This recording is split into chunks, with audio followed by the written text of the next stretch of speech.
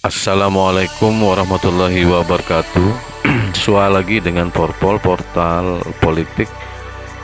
Kali ini kita akan membahas perihal pentingnya regenerasi petani di negeri ini. Beberapa waktu lalu Presiden menyampaikan perihal mahasiswa lulusan IPB banyak yang kerja di bank. Lalu yang ingin jadi petani siapa?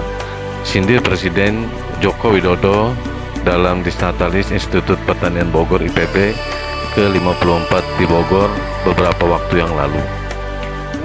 Seakan gayung bersambut, pernyataan Presiden tersebut juga disampaikan oleh Gubernur Kalteng, yaitu Bapak Haji Sugianto Sabran, yang menyampaikan agar kelak program Food Estate harus banyak memberdayakan sumber daya manusia, terutama sarjana-sarjana pertanian yang kelak diberi gelar kehormatan petani kaum milenial yang berkonotasi modern dan berkelas serta memiliki harapan masa depan yang sangat cerah.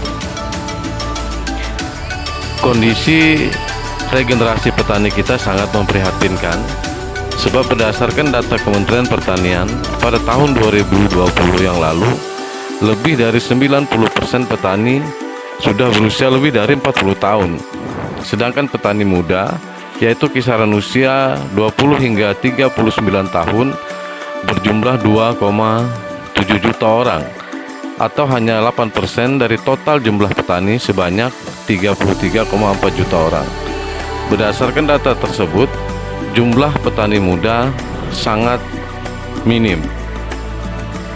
Coba kita berkaca kepada Amerika Serikat, yang mana keterlibatan generasi muda atau petani milenial di sektor pertanian hanya 5% dari populasi penduduk yang bergerak di sektor pertanian, tetapi peran mereka mampu sebagai produsen untuk memenuhi kebutuhan pangan dunia.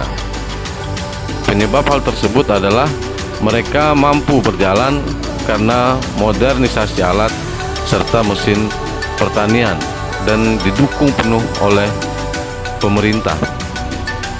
Kali ini Porpol coba menyusun beberapa solusi yang mungkin bisa menarik minat kaum muda untuk menjadi petani milenial.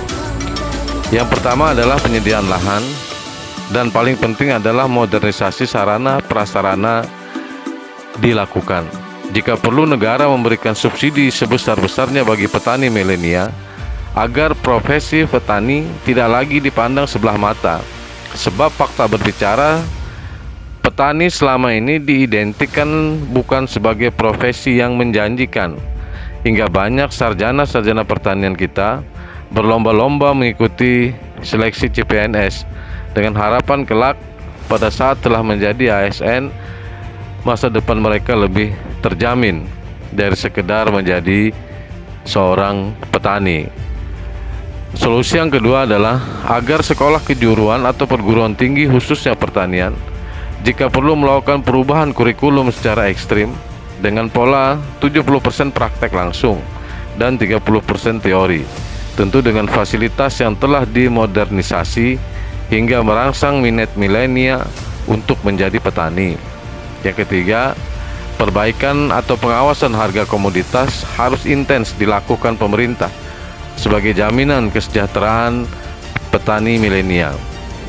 Lalu solusi yang keempat, agar pada kawasan-kawasan jauh dari perkotaan, pemerintah menyediakan fasilitas teknologi yang memadai agar petani milenial tetap bisa terhubung dengan dunia luar.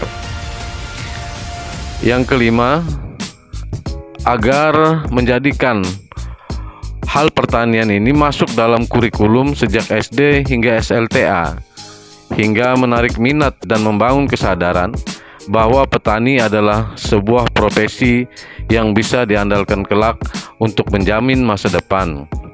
Lalu solusi yang terakhir adalah memberikan insentif pada sarjana pertanian sebagai pendampingan para petani di daerah-daerah dalam kurun waktu tertentu, sehingga diharapkan terjadi ahli teknologi dari pola tradisional ke modern.